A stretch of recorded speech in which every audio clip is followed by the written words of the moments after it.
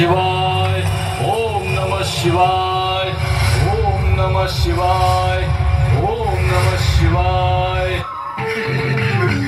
पितामह, अपनी করুণাময়, আপনি মহান প্রভু। এই দানব তপস্বীকে দেখা দিতে আপনি স্বয়ং ভুলুকে আবির্ভূত হয়েছেন। আপনার দর্শন পেয়ে আমার জন্ম সার্থক হয়ে গেল প্রভু, জন্ম সার্থক হয়ে গেল। নরকাসুর, আমার কাছে বর চাওয়ার আগেই আমি জানতে চাই যে তুমি ব্রহ্মদেব আর নারায়ণকে কেন ফিরিয়ে দিলে। এমন কি বর চাও যা তুমি আমার কাছ থেকেই পাবে, আর কেন? ব্রহ্মদেব আর নারায়ণকে অপমান করার কোনো উদ্দেশ্য আমার ছিল না প্রভু, কারণ আমি শুধু আপনারই ভক্ত।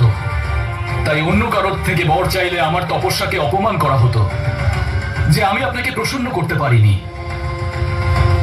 আমার আরাধ্য তো শুধু একজনই, আর আমার আরাধ্য একমাত্র মহাদেব।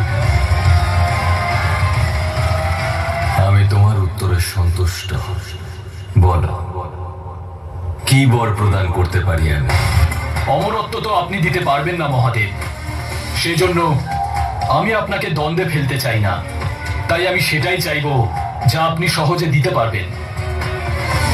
কোনো দেবতা বা অসুর যেন আমায় মারতে না পারে। আমার অনুমতি ছাড়া কেউ যেন আমার রাজ্যে প্রবেশ না করতে পারে, যাতে আমি ত্রিদেব আর মহাকালীর সব রকম আঘাতের হাত থেকে বাঁচতে পারি। এবারে আপনিই বলুন, আপনি কি আমায় এই বর দেবেন প্রভু? তোমার এই ইচ্ছা পূর্ণ হোক। তথাস্তু।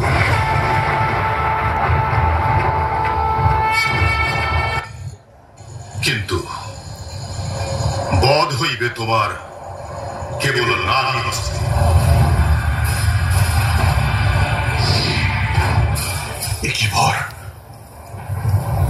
একই বর দিলেন প্রভু আমারে। এ তো বর নয়, অভিশাপ সম।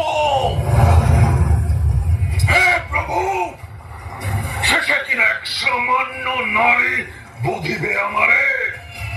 বেশ, তাই যদি হয় তবে স্বর্গ মর্ত পাতাল সহ যত নারী আছে ত্রিভুবনে সকলের কেশ ধরিয়া আনিব সবলে, নিক্ষেপ করিব কারাগারে নির্দ্বিধা।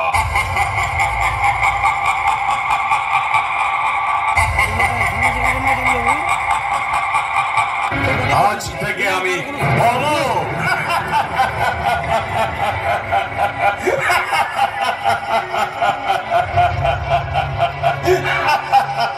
এবার সময় এসেছে পিতৃ হত্যার প্রতিশোধ দিন।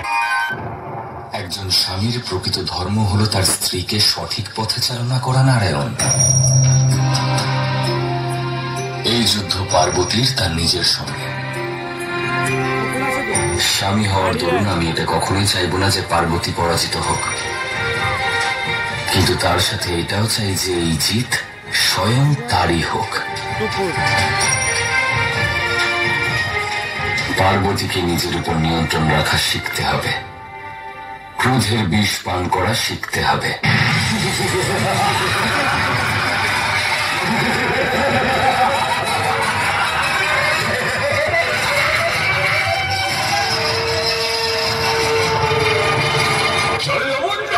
আগে মহারাজ যাও, নিজেদের সমস্ত শক্তি লাগিয়ে দাও, আর ওই পার্বতীকে এখানে নিয়ে এসো, আর তার সাথে নিয়ে এসো তার কাটা মুন্ডটাও। সেই নারী যার এক গর্জনে 60,000 অসুরের বিনাশ হয়ে গেল। কোথায় আপনি কৈলাস স্বামীরে?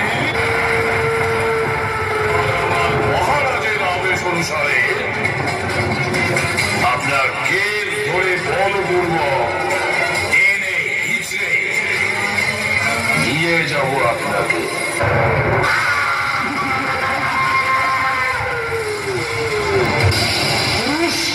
শক্তিশালী আর নারী ওগুলো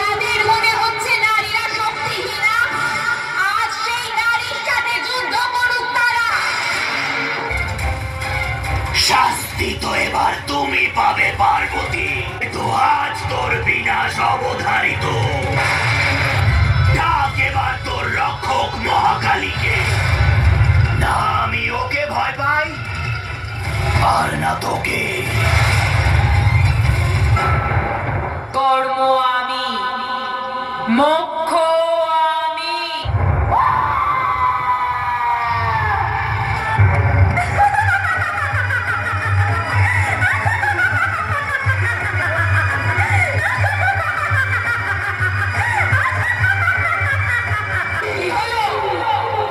পুরুষের শক্তি বিনাশ হলো নাকি দ্বন্দ্ব?